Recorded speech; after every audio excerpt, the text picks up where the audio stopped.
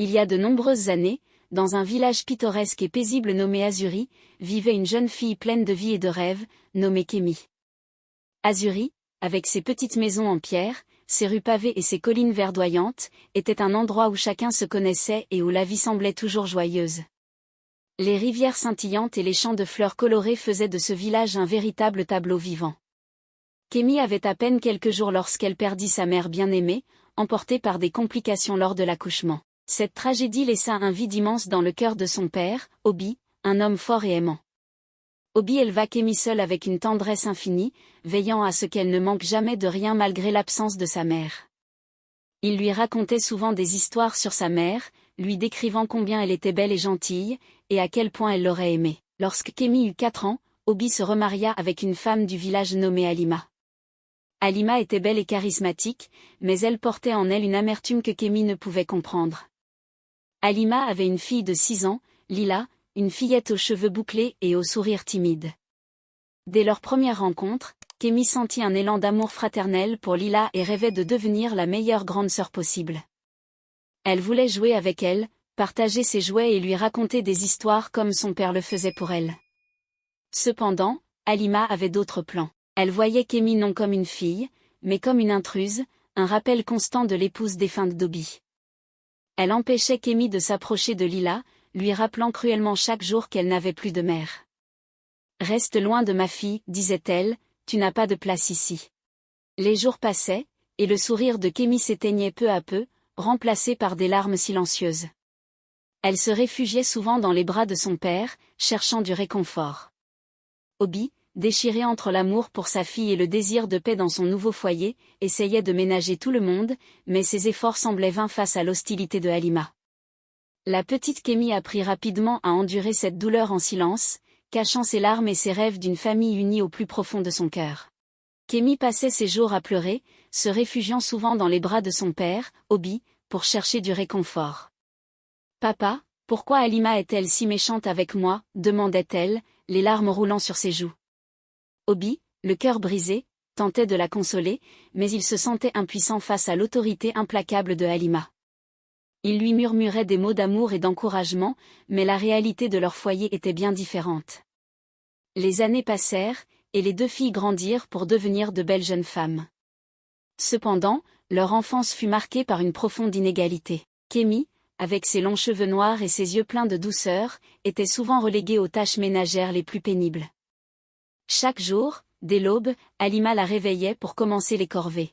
« Kémi, nettoie les planchers, lave le linge, et assure-toi que tout soit parfait avant le dîner » ordonnait-elle d'une voix froide. Pendant ce temps, Lila, aux boucles dorées et au sourire éclatant, profitait de tous les privilèges. Elle jouait avec ses amis dans les champs fleuris, assistait à des cours de musique et de danse, et portait les plus belles robes que sa mère pouvait acheter. Halima veillait à ce que sa fille ait tout ce qu'elle désirait, tandis que Kémi devait se contenter de vieilles robes rapiécées et de peu d'affection. Kémi, malgré les difficultés, gardait espoir. Elle rêvait de jours meilleurs où elle pourrait être libre et heureuse. Mais chaque journée semblait être une bataille. Halima s'assurait que Kémi travaille dur sans répit. Elle la surveillait constamment, ne lui laissant aucun moment de répit. Même l'hygiène personnelle de Kémi était négligée. Halima lui imposait de ne prendre qu'un bain tous les 2 jours, la rendant ainsi encore plus misérable. Un jour, alors que Kémi frottait le sol de la cuisine, elle entendit Halima murmurer à Lila, « N'oublie jamais que tu es meilleure qu'elle. Elle n'est rien sans nous. » Ces mots blessèrent Kémi profondément, mais elle serra les dents et continua de frotter, déterminée à ne pas laisser la cruauté de Halima la briser complètement. Malgré tout, Kémi trouvait des moments de répit dans la nature environnante. Elle aimait se promener dans les bois et les champs, où elle se sentait libre, même si ce n'était que pour un court instant. Elle parlait aux fleurs et aux arbres, leur confiant ses peines et ses rêves. C'était son échappatoire, son petit coin de paradis où personne ne pouvait l'atteindre. Les soirées étaient souvent les moments les plus difficiles. Après une longue journée de travail, Kémi devait encore préparer le dîner pour toute la famille. Halima s'assurait qu'elle mange en dernier, ne lui laissant que des restes. Malgré tout, Kémi gardait un sourire timide sur son visage, essayant de ne pas montrer à quel point elle souffrait. Le village d'Azuri était en ébullition. Le prince Aden, qui était parti à l'âge de 6 ans pour étudier à l'étranger, allait enfin revenir. Selon la coutume, il devait choisir une épouse parmi les jeunes filles du village. Les préparatifs battaient leur plein, et chaque famille espérait que leur fille serait choisie pour cette opportunité unique. Le secrétaire du roi, Malik, un homme respecté et très observateur, avait reçu la mission délicate de sélectionner 6 belles jeunes filles pour se présenter au prince. Malik parcourut le village, observant discrètement les jeunes filles dans leurs activités quotidiennes. Il voulait s'assurer que celle qu'il choisirait soit non seulement belle, mais aussi digne de devenir la future reine d'Azurie. Parmi les jeunes filles, Lila était une évidence. Avec ses boucles dorées et son sourire charmeur, elle captivait l'attention de tous. Halima, sa mère, était comblée de fierté. Lila sera choisie, j'en suis certaine, répétait-elle sans cesse à toutes ses amies. Cependant, lorsque Malik arriva chez Obi, il fut frappé par la beauté simple et naturelle de Kémi. Malgré ses vêtements usés et ses mains marquées par le travail, elle rayonnait d'une grâce innée. Malik vit en elle une force intérieure et une résilience qui lui plurent immédiatement. Malik sélectionna donc Lila et Kémi, ainsi que 4 autres jeunes filles du village, toutes connues pour leur beauté et leurs bonnes manières. L'annonce fut faite publiquement, et les familles se préparèrent pour la grande présentation. Pour Kémi, cette nouvelle était à la fois excitante et effrayante. Elle n'avait jamais imaginé pouvoir être choisie pour une telle occasion. « Pourquoi moi ?» se demandait-elle en silence, tandis que son père Obi la regardait avec fierté. « Ma chère Kémi, tu es spéciale. Le prince verra en toi ce que je vois chaque jour, lui dit-il en lui serrant la main. » Halima, en revanche, était furieuse. Elle ne pouvait pas supporter que Kémi ait la moindre chance face à sa précieuse Lila. « Ne crois pas que tu puisses rivaliser avec ma fille, lança-t-elle à Kémi d'un ton acide. Mais Kémi, habituée à ses piques, garda la tête haute. Elle savait que cette opportunité était une chance unique de changer son destin. Les jours suivants furent remplis de préparations intenses. Les jeunes filles reçurent des leçons de danse, d'étiquette et de chant pour impressionner le prince. Kémi, malgré ses doutes, se montra assidue et déterminée. Elle travaillait dur, apprenant chaque mouvement, chaque note, avec une concentration sans faille. La veille de la grande présentation, Kémi se tenait seule dans le jardin, observant le ciel étoilé. Elle priait silencieusement, espérant que le destin lui soit favorable. Elle se souvenait des moments passés avec sa mère, des histoires que son père lui racontait sur la bonté et la sagesse. Ces souvenirs lui donnaient de la force. Pendant ce temps, dans le palais, le prince Aden préparait également son retour. Il se souvenait vaguement de son enfance à Azurie, mais il était curieux de découvrir ces jeunes filles parmi lesquelles il choisirait son épouse. Aden était un prince juste et bienveillant, et il espérait que la jeune fille qu'il choisirait partagerait ses valeurs et son amour pour leur village. Le jour tant attendu arriva. Le village tout entier était décoré de guirlandes et de fleurs, les habitants vêtus de leurs plus beaux habits. Les 6 jeunes filles se tenaient prêtes, anxieuses mais pleines d'espoir. Le cœur de Kémi battait la chamade, mais elle se sentait prête à affronter son destin. Lorsque le prince Aden fit son entrée, un silence respectueux s'installa. Il était encore plus impressionnant que dans les souvenirs des villageois, avec une prestance et une aura qui commandaient le respect. Aden salua chaque jeune fille avec courtoisie, prenant le temps de les observer et de les écouter. Quand vint le tour de Kémi, elle sentit un étrange mélange de nervosité et de sérénité. Leurs regards se croisèrent, et dans les yeux d'Aden, Kémi vit une lueur de curiosité et de gentillesse. « Enchantée, Kémi, dit-il d'une voix douce. Kémi répondit avec un sourire timide, mais sincère. Ce moment marqua le début d'un chapitre qui changerait à jamais la vie de Kémi et de tout le village d'Azurie. Les jours avant la grande présentation étaient remplis d'une fébrilité palpable. Le village tout entier se préparait pour cet événement exceptionnel. Halima, déterminée à voir sa fille Lila triompher, ne lésina pas sur les moyens. Elle acheta des produits de soins coûteux et veilla à ce que Lila suive une routine stricte. Chaque matin, Lila prenait des bains de lait parfumé, suivis de massages à l'huile d'argan, ce qui rendait sa peau éclatante et ses cheveux soyeux. Kémi, en revanche, subissait un traitement tout à fait différent. Halima lui donnait encore plus de corvées, espérant la fatiguer et la rendre négligée. Elle lui refusait l'accès aux produits de soins et l'obligeait à travailler dans les champs sous le soleil brûlant, espérant ainsi qu'elle paraisse malade et affaiblie le jour de la présentation. Malgré ces mauvais traitements, Kémi gardait espoir et continuait à travailler avec détermination. Elle se levait avant l'aube pour accomplir ses tâches, puis trouvait des moments discrets pour se laver rapidement et prendre soin d'elle autant que possible. Elle se souvenait des paroles de son père Obi et de la force intérieure qu'elle puisait dans les souvenirs de sa mère. Une villageoise nommée Salima, connue pour sa sagesse et sa gentillesse, remarqua les mauvais traitements infligés à Kémy. Un jour, elle s'approcha de Halima et tenta de la raisonner. « Halima, ce que tu fais à Kémy est injuste. Elle mérite une chance égale de se présenter au prince, dit-elle calmement. Halima, cependant, ne voulait rien entendre. Kémy n'est qu'une servante dans cette maison. Lila est celle qui mérite cette chance, pas elle, répondit-elle avec dédain. Salima, voyant que ces paroles ne faisaient qu'attiser la colère de Halima, décida de parler directement à Lila. Lila, tu sais que ce que ta mère fait est mal. Kémy est ta sœur, même si vous ne partagez pas la même mère. Ne devrais-tu pas la soutenir plutôt que de la laisser souffrir ainsi? Lila, bien qu'influencée par sa mère, ressentit un pincement de culpabilité. Je ne sais pas, Salima. Ma mère dit que c'est pour mon bien, répondit-elle, hésitante. Salima soupira et posa une main réconfortante sur l'épaule de Lila. La vraie beauté vient du cœur, Lila. Si tu veux vraiment impressionner le prince, montre-lui ta bonté et ta compassion. Cette conversation laissa Lila pensive. Cependant, sous l'emprise de sa mère, elle continua de suivre les directives de Halima, bien que des doutes commençaient à germer dans son esprit. Pendant ce temps, Kémy, malgré la fatigue et les épreuves, continuait de se préparer du mieux qu'elle pouvait. Elle se souvenait des leçons de danse et d'étiquette qu'elle avait apprises, s'entraînant en cachette la nuit lorsqu'elle était sûre que tout le monde dormait. Elle priait pour que sa force intérieure et son courage suffisent à impressionner le prince. Le jour de la présentation approchait à grands pas, et le village était en effervescence. Les jeunes filles sélectionnées, y compris Kémy et Lila, devaient se préparer à affronter cette épreuve décisive. Kémy savait que ce moment déterminerait son avenir, et malgré les obstacles, elle était déterminée à montrer au prince Aden qui elle était vraiment. Alors que l'aube se levait sur Azuri, les 6 jeunes filles se tenaient prêtes, leur cœur battant à l'unisson. Chacune d'elles avait un rêve, un espoir, mais pour Kémy, c'était aussi une bataille pour sa dignité et sa place dans le monde.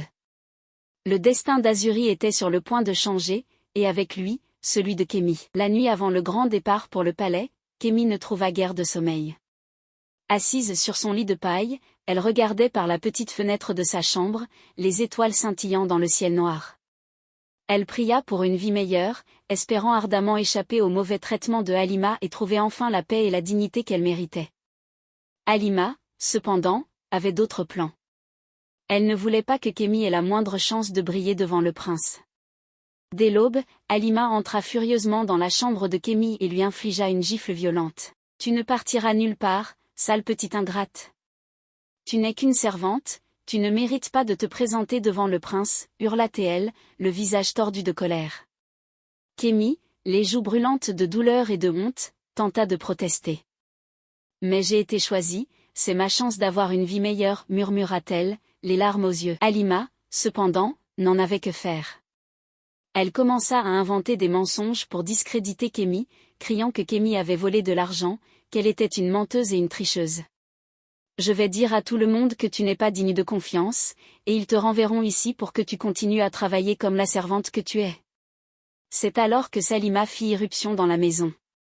Elle avait entendu les cris et devinant ce qui se passait, elle était venue en toute hâte. Halima, arrête ça tout de suite, s'exclama-t-elle. Tu ne peux pas empêcher Kémy de partir, c'est son droit. Si tu continues, je te dénoncerai au roi pour maltraitance et mensonge. Et crois-moi, il ne prendra pas cela à la légère. Halima, voyant que Salima était sérieuse et consciente des conséquences, recula, les mains tremblantes de rage. Très bien, qu'elle parte, mais ne pense pas que tu as gagné, Kémy.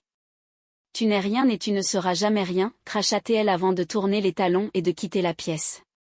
Kémy, bien que blessée et secouée, se sentit soudainement libérée. Elle regarda Salima avec gratitude. Merci, Salima. Sans toi, je n'aurais jamais pu partir. Salima sourit doucement et posa une main rassurante sur l'épaule de Kémy. Va, Kémy. Montre-leur qui tu es vraiment. Ne laisse jamais quelqu'un te faire douter de ta valeur. Avec l'aide de Salima, Kémy se prépara rapidement. Elle n'avait pas les belles robes et les produits de soins de Lila, mais elle avait sa dignité et son courage.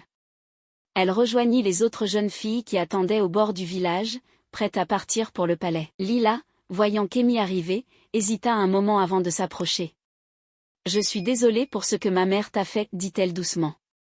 Bonne chance, Kémy. Kémy sourit faiblement.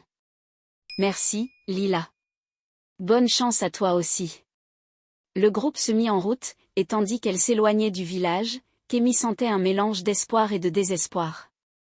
Elle savait que son avenir dépendait de ce qui se passerait au palais, mais elle était déterminée à tout donner. Elle ne laisserait plus jamais personne lui dicter sa valeur.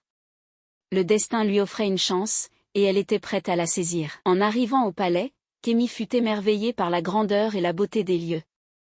Les murs en pierre blanche, les jardins luxuriants et les fontaines étincelantes semblaient tout droit sortis d'un conte de fées. Elle fut accueillie par Malik, le secrétaire du roi, qui lui sourit gentiment et lui indiqua où se rendre. « Kémy, bienvenue au palais. Nous sommes heureux de t'avoir ici, dit Malik avec un sourire bienveillant. Tu partageras ta chambre avec Zara. » Zara, une jeune fille aux cheveux noirs et aux yeux pétillants, accueillit Kémy avec chaleur. « Salut, je suis Zara. J'espère que nous deviendrons amis, dit-elle en lui tendant la main. Kémy sourit et serra la main de Zara. « Moi aussi, j'espère que nous nous entendrons bien. » Les jours passèrent et Kémy, habituée au travail dur, se montra extrêmement compétente dans les diverses tâches assignées aux jeunes filles. Elle nettoyait, cuisinait et s'occupait des jardins avec soin et diligence. Ses efforts ne passèrent pas inaperçus. Malik, ainsi que d'autres serviteurs du palais, commencèrent à la respecter et à l'apprécier pour son travail acharné et son attitude positive. Cependant, tout n'était pas rose. Lila, jalouse de voir Kémy exceller, décida de comploter contre elle. Elle ne pouvait supporter l'idée que Kémy puisse attirer l'attention du prince Aden. Un soir, elle rencontra une vieille femme mystérieuse dans les jardins du palais. La vieille femme, vêtue de haillons et appuyée sur un bâton tordu, avait des yeux perçants et une aura inquiétante. « Je peux t'aider à te débarrasser de cette fille, dit-elle à Lila d'une voix rauque. Je suis Nia, la sorcière des bois. Pour un prix, je ferai en sorte que Kémy soit expulsée du palais. » Lila, désespérée, accepta sans hésiter. Nia murmura quelques mots mystérieux et lui remit une petite fiole remplie d'un liquide sombre. Verse ceci dans sa boisson, et elle tombera gravement malade. On la renverra chez elle. Le lendemain matin, Lila tenta de mettre son plan à exécution. Elle attendit que Kémy soit seule dans la cuisine et versa discrètement le contenu de la fiole dans la tasse de Kémy. Mais au moment où Kémy s'apprêtait à boire, Zara entra précipitamment. « Kémy, viens vite, Malik a besoin de toi dans le jardin. » Surprise, Kémy posa sa tasse et suivit Zara. Plus tard dans la journée, alors que Kémy était occupée dans le jardin, une petite chatte blanche s'approcha de la tasse laissée sur la table et la renversa accidentellement. Le liquide sombre se répandit sur le sol, n'atteignant jamais Kémy. Malgré les manigances de Lila, Kémy continuait de briller. Un soir, alors qu'elle se reposait dans sa chambre, Zara entra avec un air sérieux. « Kémy, fais attention à Lila. Je l'ai vue parler à une vieille femme étrange. Il se pourrait qu'elle essaie de te nuire. » Kémy hocha la tête, reconnaissante de l'avertissement de Zara. « Merci, Zara. Je serai prudente. » Les jours suivants, Kémy redoubla de vigilance.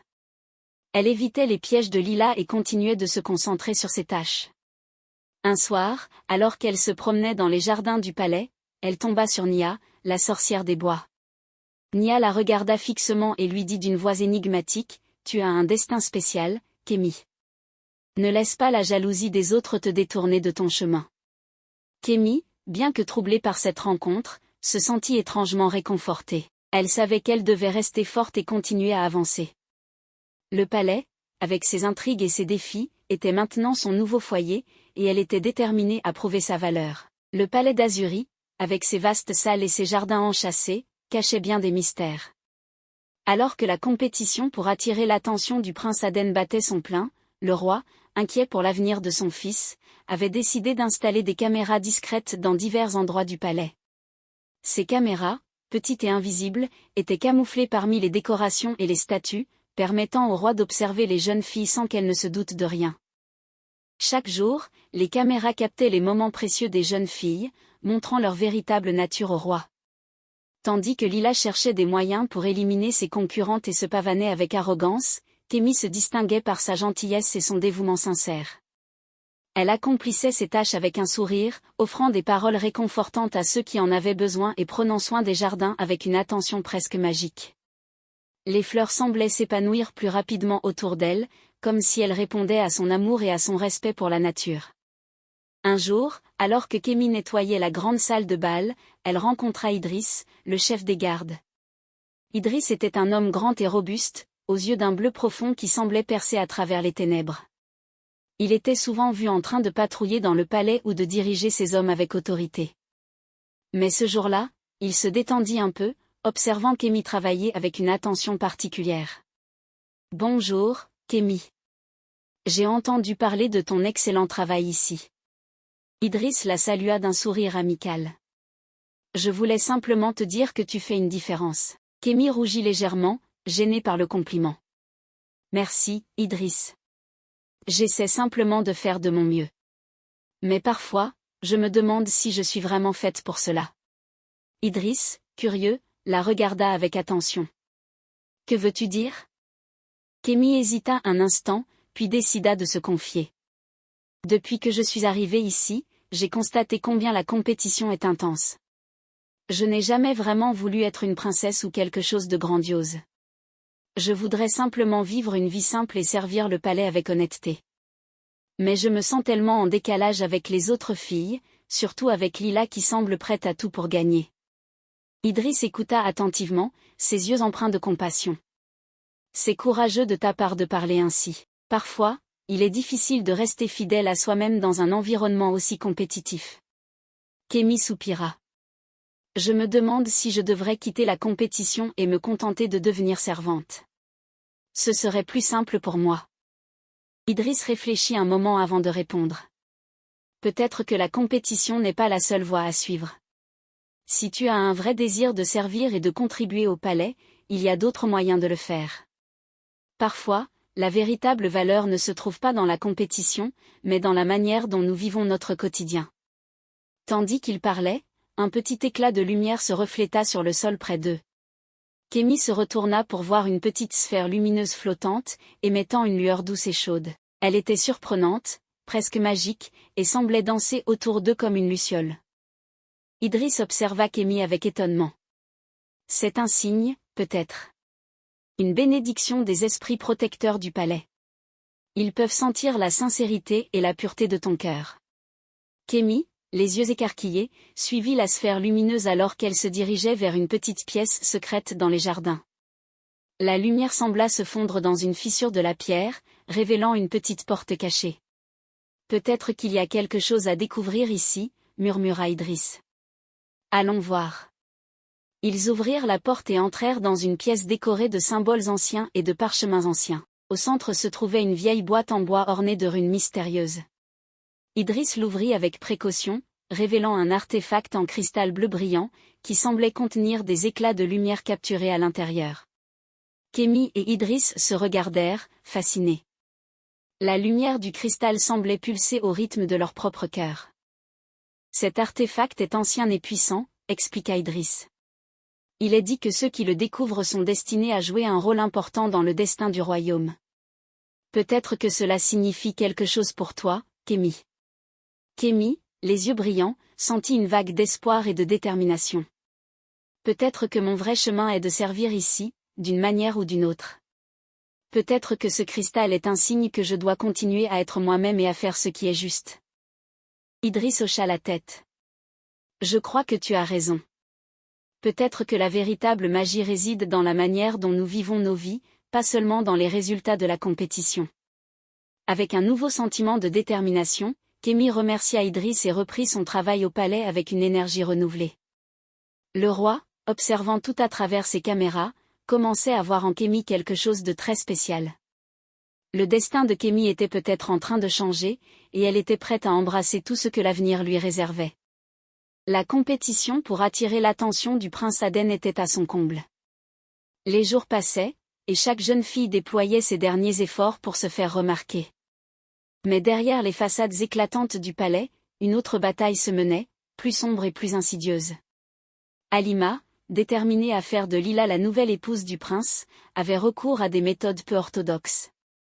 Elle se tourna vers une vieille sorcière du village, une femme mystérieuse nommée Nia, qui vivait en marge du village, dans une petite maison entourée de plantes étranges et de potions mystérieuses. Nia était réputée pour ses talents en magie ancienne, et Halima espérait qu'elle pourrait envoûter le prince Aden pour qu'il choisisse Lila. La nuit, Halima se rendit chez Nia avec une série de demandes précises.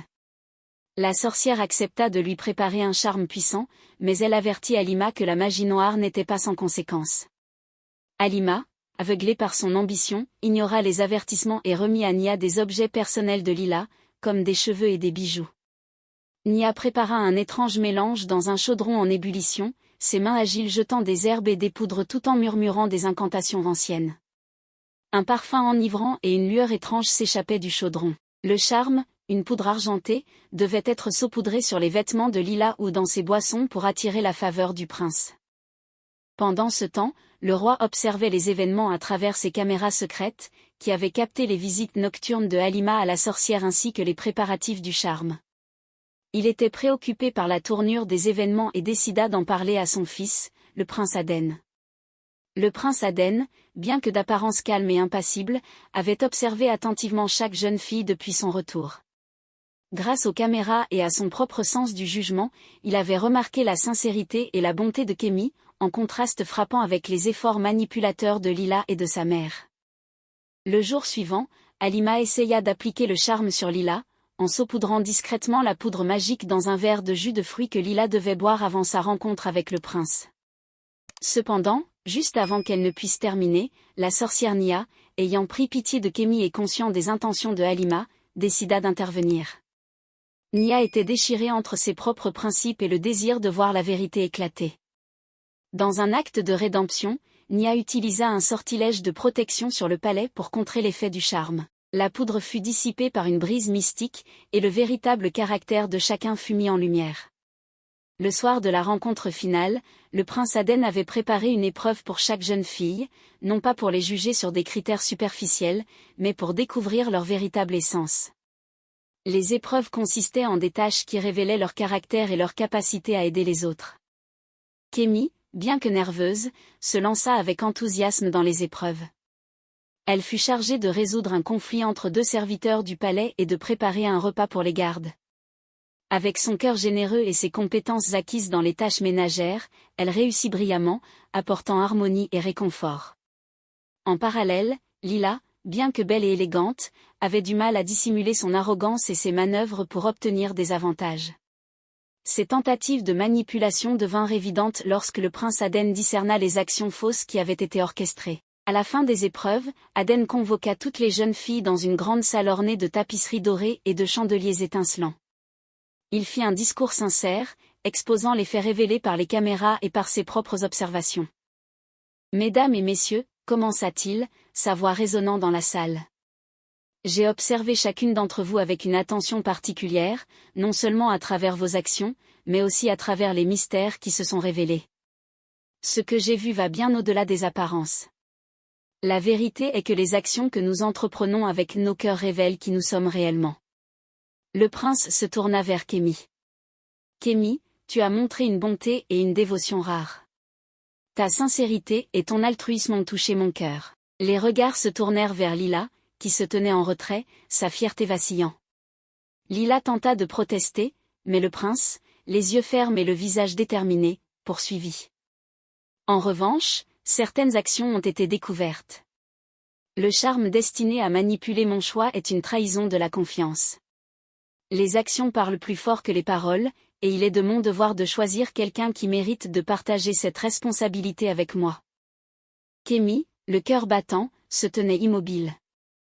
Les regards admiratifs des autres jeunes filles et des serviteurs du palais étaient un réconfort inattendu. Le prince se tourna à nouveau vers elle et ajouta avec une chaleur sincère, « C'est pour cela que j'ai décidé de te choisir, non seulement pour ta beauté extérieure, mais pour la lumière intérieure que tu apportes. » Les murmures de surprise se répandirent dans la salle, et un sentiment de triomphe et de soulagement envahit Kémi. Elle avait réussi à conquérir le cœur du prince non par manipulation, mais par la pureté de son esprit. Le prince Aden invita Kémi à prendre sa place à ses côtés. Halima, déconcertée et furieuse, regarda son plan échouer, tandis que Nia, cachée parmi les ombres, regardait avec satisfaction, ayant contribué à révéler la vérité.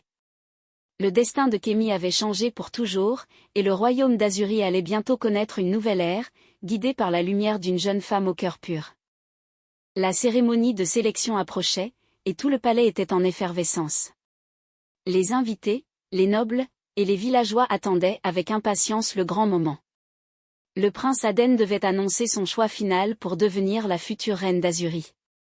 Les décorations brillantes et les feux d'artifice éclairaient le ciel nocturne, tandis que les murmures d'excitation emplissaient les couloirs du palais.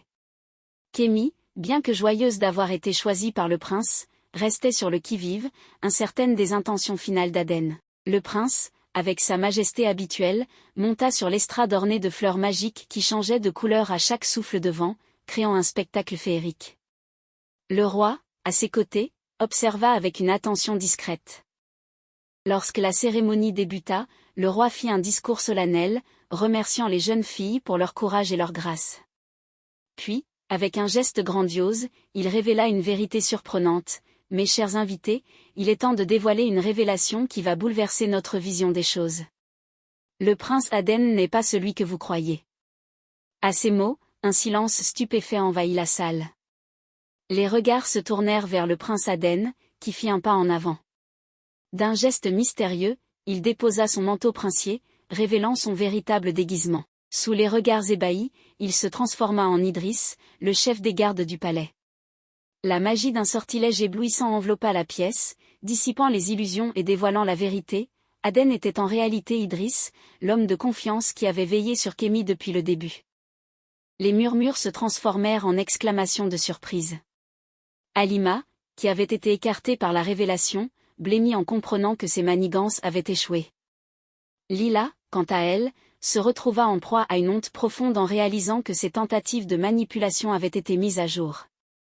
Idriss, dans son véritable rôle de prince, s'avança vers Kémi. « Kémi, ma chère, tu as fait preuve d'une bonté et d'une sincérité que personne ne peut ignorer. Je te choisis pour devenir la future reine d'Azuri, non pas parce que c'est un devoir, mais parce que mon cœur le désire. » Kémi, émue et bouleversée, accepta l'honneur avec une humilité sincère. Ses larmes de joie se mêlaient aux sourires de reconnaissance des villageois, qui applaudirent et célébrèrent ce nouveau chapitre de leur histoire. Halima et Lila, honteuses et désespérées, quittèrent le palais en courant, leurs espoirs s'effondrant avec chaque pas.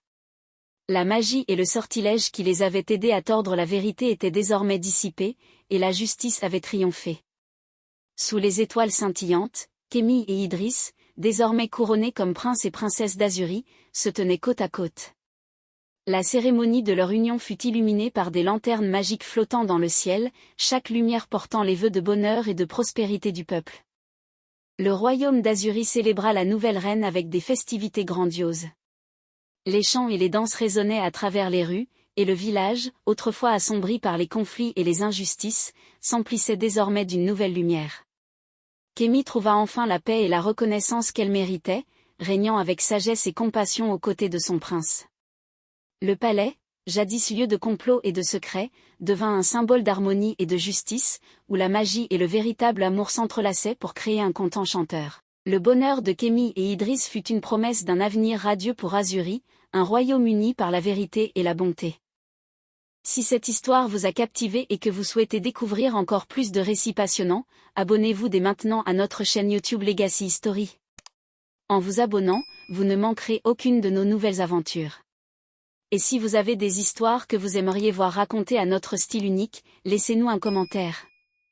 Nous serions ravis de lire vos suggestions et de donner vie à vos idées.